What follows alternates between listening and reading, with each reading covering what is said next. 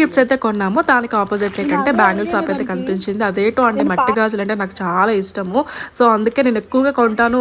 ఎక్కువగా కొనేసి అవంతా జస్ట్ స్టాక్లా ఉంచుకుంటాను అనమాట. మా ఆయన అయితే అంటారు ఎప్పుడు చూసినా గాజులు కొంటూనే ఉంటావు వేసుకో కూడా అని. అదేంటో తెలియదు కానీ కొంటుంటాను, ఎక్కువగా వేసుకోను.